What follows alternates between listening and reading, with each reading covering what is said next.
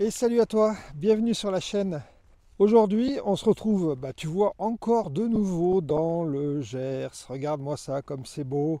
Alors un peu plus précisément, je ne sais pas si tu vas voir, mais tout là-bas au fond, il y a Terrobes. C'est l'endroit où j'étais venu pour essayer la Vessan. C'est le château de Terrobes du XIIIe siècle. Et là-bas, tout au fond là-bas, tu as Lectoure. Voilà, pour te situer un peu, puisque certains d'entre vous m'ont demandé que je cite un peu les villages que je visitais. Donc voilà, on est à côté de Terrobes. Avant de vous parler de ce qu'on va essayer aujourd'hui, je voulais d'abord vous remercier pour l'accueil qui a été fait à ma dernière vidéo concernant le village de La Ressingle. Donc je vois que ça vous a plu.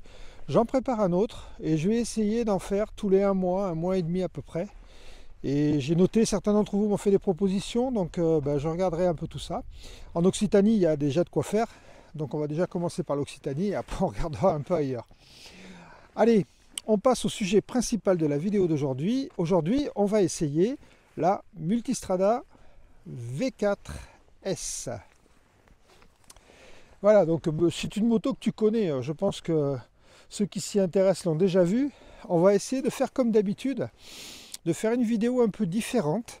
Je vais essayer de te montrer les points qui pour moi sont importants, les petits détails. Bien sûr, il y aura un essai routier. Et puis après, je te parlerai de tous les packs, de tous les prix.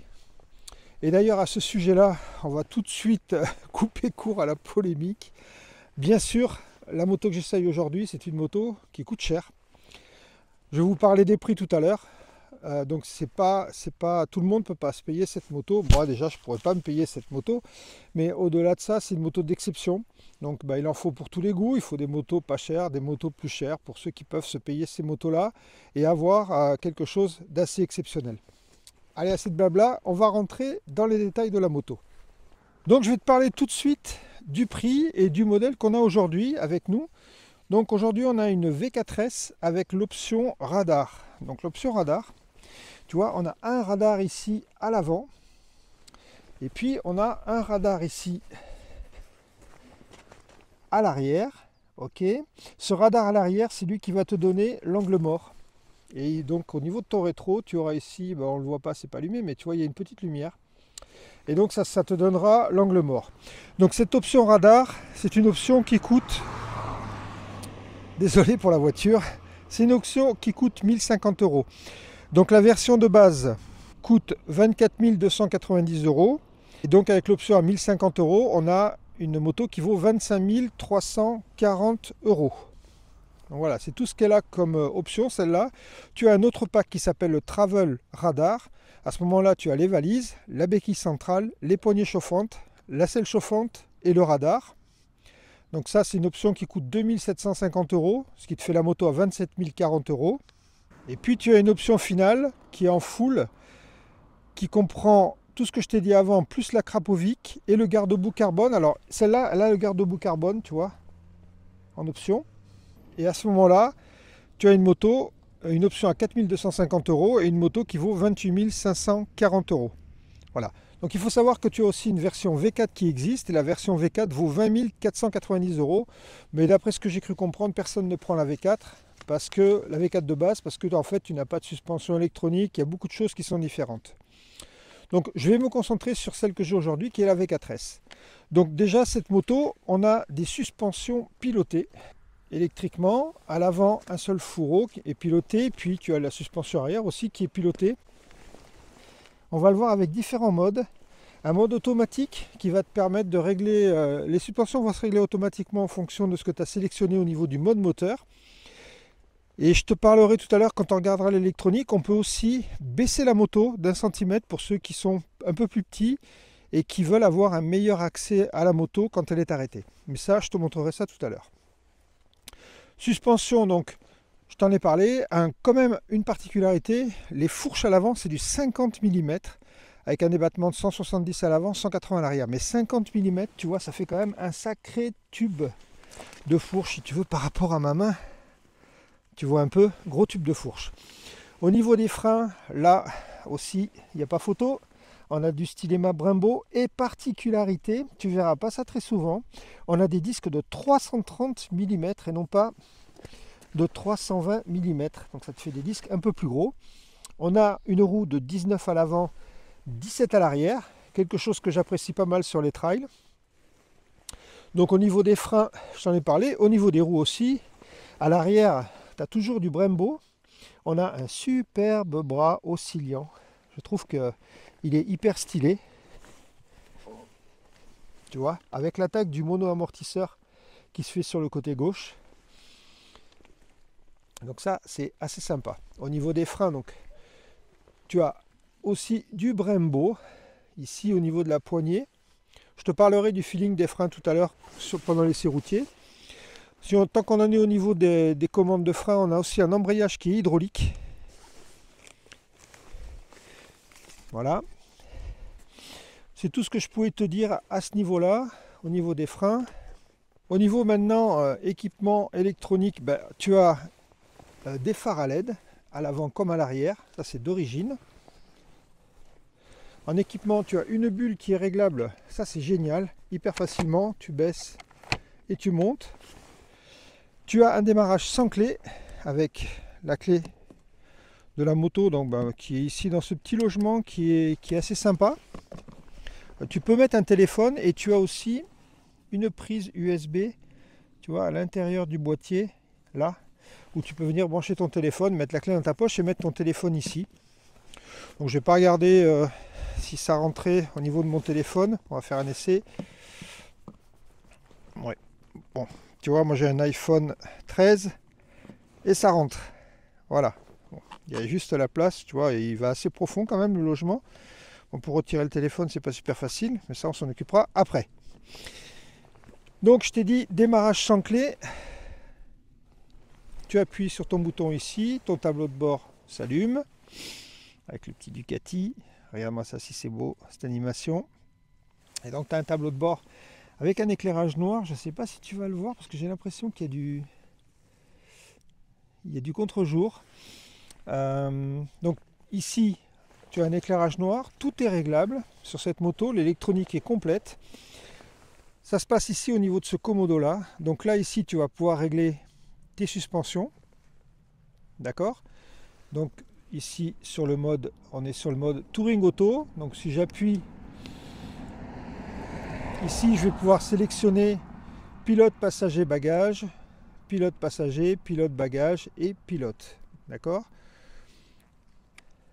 Tu reviens avec le bouton, donc tout se pilote par ce petit joystick là, où tu vas monter, descendre pour avoir tout ce qu'il te faut. Je t'ai parlé des suspensions. Ici, tu vas avoir le mode moteur. Donc si j'appuie sur mode moteur sport, tu as un mode urban, tu as un mode enduro, touring, et on repasse sur sport. Je reviens, donc quand tu reviens, tu pousses ici ton joystick et pour revenir ici. Après, bien sûr, tu as tous les trips possibles imaginables, la température de l'air, ici ta température moteur, un petit rappel, on est en mode touring, ici c'est spécifié, et ici tu vas avoir toutes les aides avec comment elles sont paramétrées. Tu as un compte tour, l'heure, la jauge à essence, et ici tu vas pouvoir connecter ton téléphone, tu vois, tu peux venir jouer sur le menu de la configuration, et en fonction des options que tu as, configurer ce que tu as. Et là, tu vas voir ta vitesse. Petite particularité sur ce bouton ici, c'est là où je te disais, si tu maintiens appuyé sur le bouton suspension, je te montre ce que ça donne. Tu vas arriver sur mini, et à ce moment-là, tu vas avoir la suspension qui va descendre de façon à faire en sorte que la moto soit plus accessible. Voilà, donc ça c'est pour le tableau de bord en général. On ne va pas oublier qu'on a quand même le plus important, on a un régulateur de vitesse et sur cette moto il est adaptatif, c'est-à-dire que tu vas appuyer, tu vas sélectionner, tu vois, ton régulateur de vitesse, là je le sélectionne, et après je vais venir jouer, là ici, là, tu vois, juste là, en prenant ces boutons plus et moins, je vais venir jouer sur la distance que je veux qui me sépare du véhicule qui est devant moi. Voilà, bon, donc c'est assez simple, tout se passe là, le commodo est pas mal fait, et assez simple d'utilisation. Sur la droite, pas grand chose. Tu as la possibilité d'activer tes phares manuellement. Si tu as des poignées chauffantes, ce qui n'est pas le cas de cette moto, tu peux l'activer, tes poignées chauffantes, ici. Voilà ce qu'on pouvait dire sur les équipements électroniques de la moto. Je t'ai parlé aussi bien sûr des angles morts, là, enfin des petits feux que tu as qui sont reliés à ton radar arrière. On a aussi dans les équipements distinctifs, on a la possibilité de mettre des valises. Et tu vois, tu as déjà le pré-équipement, ça c'est pas mal.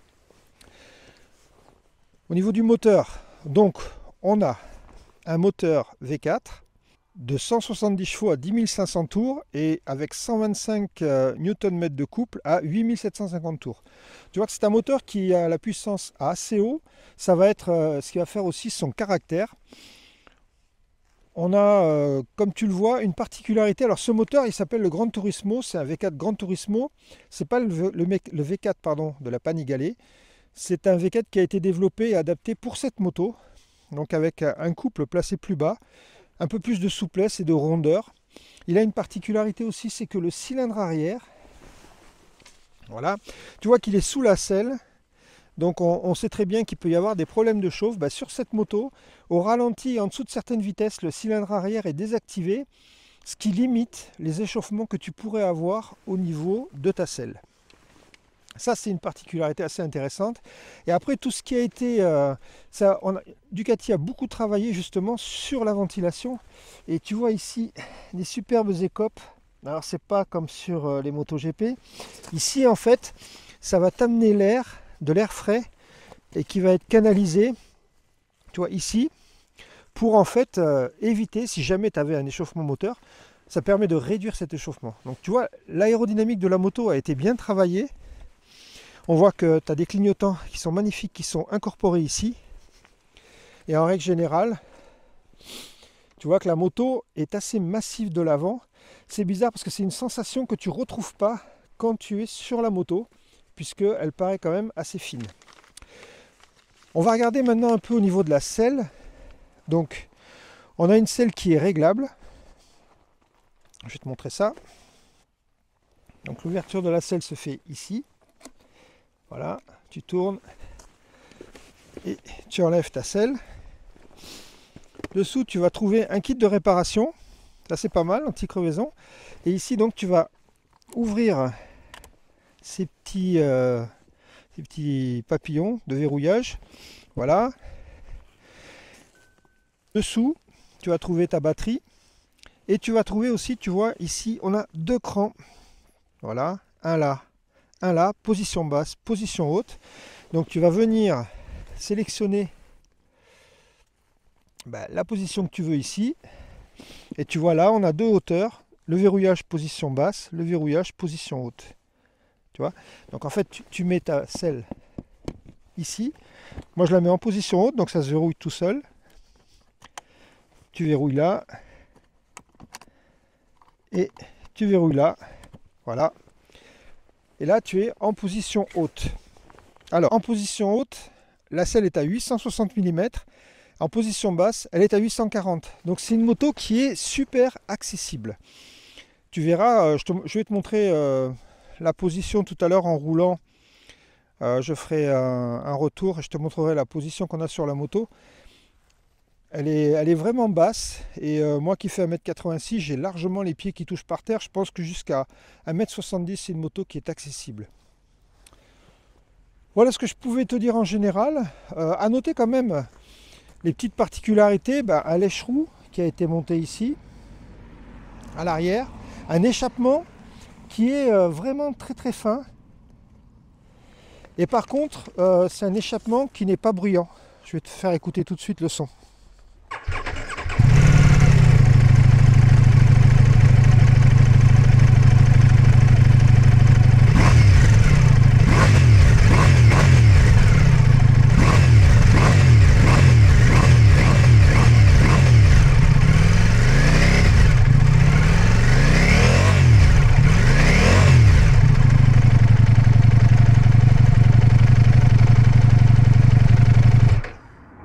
Donc comme tu le vois, le son il n'est pas bruyant et en roulant ça va se confirmer. Ça fait du bien aussi. Ce que je te propose maintenant, c'est de mettre mon casque et puis d'aller te montrer un peu ce que ça donne sur la route. Allez, c'est parti pour l'essai. Donc je me suis mis en mode touring. Tu vas voir que là la suspension, c'est ce que je t'ai expliqué tout à l'heure. Elle est en mode mini, donc elle sert à baisser à partir d'une certaine vitesse. Elle va se remettre en position normale. normalement. Sinon bon, on va l'aider. Je crois qu'il y a une vitesse minimum. Voilà, bon là elle est sur auto. On va commencer par le début, c'est-à-dire la position. Et la position elle est top. Tu es assis droit. Je te montre là sur la vidéo, là, tu vas voir un peu ce que ça donne à l'arrêt. On est assis droit. Les jambes ne sont pas repliées.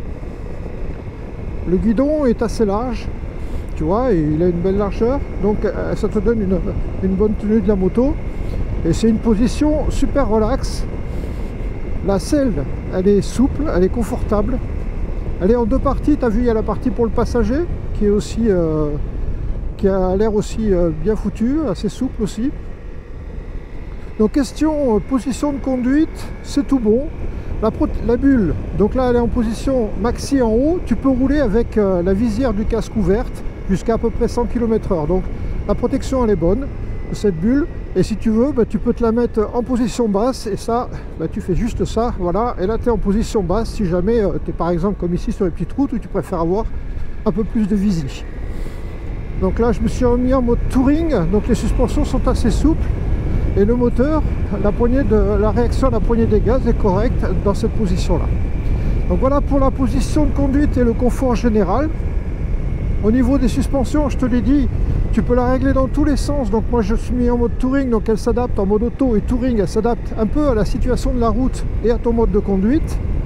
Et c'est parfait, l'équilibre il est parfait, je l'ai essayé sur plusieurs modes, c'est vraiment génial. On est sur des petites routes qui sont un peu abîmées, tu connais les routes que j'adore, et c'est un bon test pour les suspensions, et là c'est du sans faute. On sent vraiment la différence entre les deux modes, si tu veux, si tu passes en mode touring, ou alors si tu passes par exemple là, je vais passer en mode sport. Voilà. Hop. Voilà, j'ai lâché. Donc là je suis en mode sport, et là on sent que les suspensions, elles sont un peu plus raides, si tu veux, et elles te donnent une bonne tenue. Donc question suspension, aucun problème, c'est vraiment un régal. Si on regarde au niveau freinage, alors là, il n'y a absolument rien à dire. Le frein avant, il est puissant, tu vois, je le prends avec un doigt. C'est du Stylema M50, des disques de 330 mm, c'est progressif, si tu vois, si tu veux jouer doucement avec la poignée des gaz, avec les freins, pardon, tu vois, hop, tu lèches et ça prend. Il y a une très bonne attaque des freins, c'est pas violent. Mais par contre, si tu veux taper dans les freins, tac, voilà, tu vois. Là, ça mord violemment. Et si tu veux une conduite un peu sportive avec cette moto, les freins vont vraiment t'aider, du moins le frein avant. Le frein arrière, il a peu d'efficacité, je trouve, un peu comme tous les freins arrière actuellement. Il est présent, il va te permettre de corriger une trajectoire dans une courbe, mais voilà, on va pas lui demander plus. Tu vas surtout jouer avec le frein avant qui lui est vraiment excellent, tant en attaque qu'en efficacité. Donc voilà pour la partie frein. Maintenant on va attaquer la partie tenue de route. On a vu que les suspensions elles étaient confortables, mais elles ne sont pas que confortables, elles sont efficaces. La moto est super simple à mettre sur l'angle. Je t'ai pas parlé du poids tout à l'heure, il fait 218 kg à sec et pas loin de 240 kg. Tu as 19 litres d'essence, mais tu sens rien. Franchement, tu ne sens pas le poids de la moto, elle se bouge dans tous les sens facilement. Tu peux avoir une conduite bien dynamique, elle est bien guidée, à aucun moment tu as l'impression de lourdeur quand tu vas attaquer un virage, que le virage soit serré ou pas. Tu vois, sur ces petites routes, même si je prends des gaz, voilà, elle se place, elle revient, tu vois, tu peux la faire venir brusquement. Franchement, elle est super facile à manier. J'y suis monté dessus, c'était comme si je l'avais toujours piloté. Donc ça, c'est vraiment top. Elle n'est pas impressionnante. Tu peux vraiment t'amuser avec, tu n'es pas obligé de rouler vite. Et tu peux vraiment prendre beaucoup de plaisir, surtout sur ces petites routes, sans pour ça avoir l'impression d'avoir un tank à piloter. Et pourtant, je te dis, elle fait quand même 240 kg, pas loin de 240 kg, tout plein fait. Donc la tenue de route, rien à dire. La tenue de cap est parfaite, pas de guidonnage, pas d'impression de lourdeur, facile à inscrire en courbe, rien à dire. Le moteur. Le moteur, c'est donc un 4 cylindres, je te l'ai dit tout à l'heure. Il est souple. Si tu veux, j'aurais tendance à le comparer par rapport à ce que je connais, c'est-à-dire la 1290 Adventure, puisque j'en ai une. On a 160 chevaux sur l'Adventure, on a un peu plus de couple sur l'Adventure que sur la Ducati. Par contre, tu n'as pas la même réponse de poignée. Sur la KTM, ça va être beaucoup plus violent. Ça va être un peu plus on-off que sur la Ducati, où vu que tu as la puissance qui est en haut, tu vois, si je veux rester, je peux rouler tranquille. Donc je te l'ai montré, on a un shifter. Voilà, je roule à 3000 tours en 6e, 74 km/h, je vais ouvrir, tu vois, ça tracte.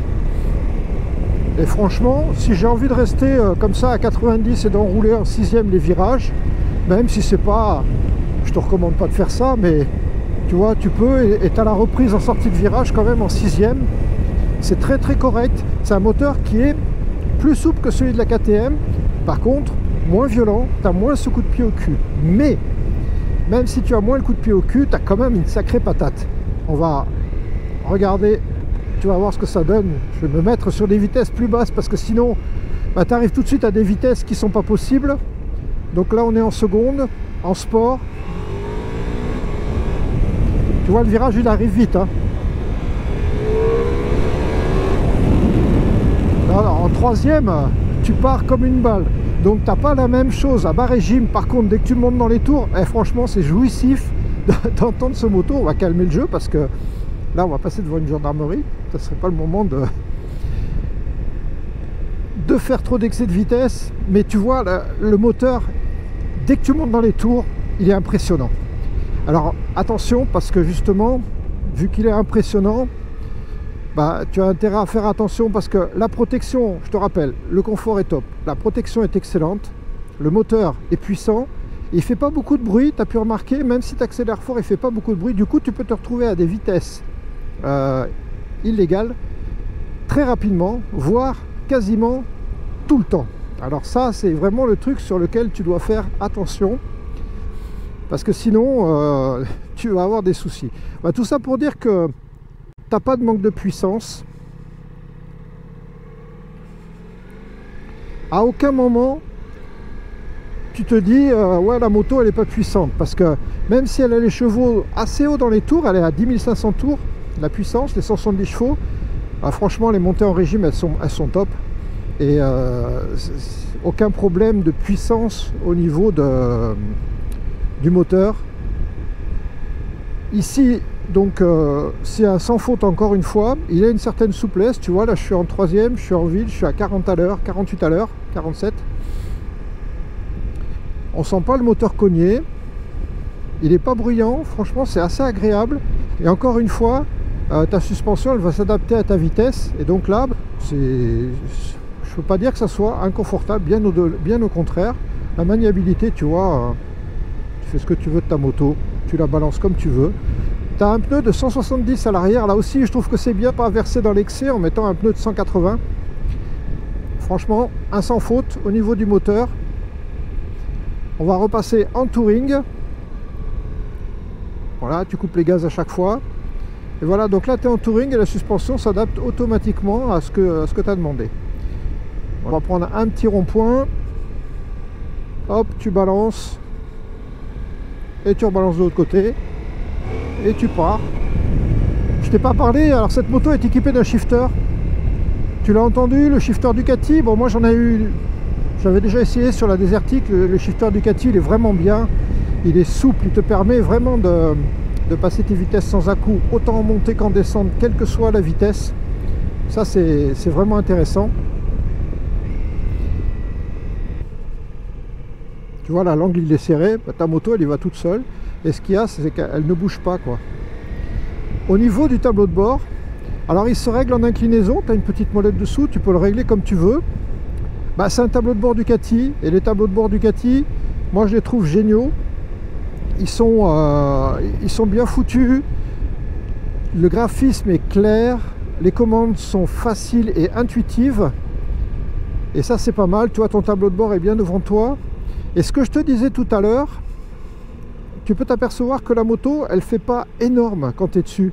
T'as pas l'impression d'avoir un gros tank, tu vois, t'as pas l'impression d'une grosse 1200 RT avec son gros carénage.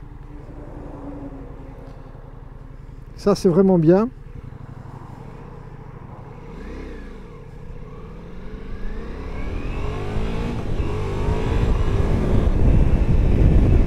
Elle est facile et jamais impressionnante. J'ai pas testé le radar adaptatif. On va essayer de se rapprocher du camion et je vais essayer de l'enclencher. On va voir ce que ça donne. Donc je le positionne. Voilà. Donc là, il n'est pas enclenché encore. Je vais sélectionner, je vais essayer de me rapprocher du camion. Voilà, on va sélectionner 108. Pardon. Ah, je me suis un peu perdu, désolé. Voilà, j'ai sélectionné 82 km/h. On va sélectionner un peu plus vite parce que le camion accélère. Je vais me sélectionner à, voilà, à 110 par exemple. Et quand je vais me rapprocher du camion, tu vois, il réduit. Donc après ici, je peux régler ma distance. Je peux lui dire plus de distance. Voilà, je lui dis plus de distance.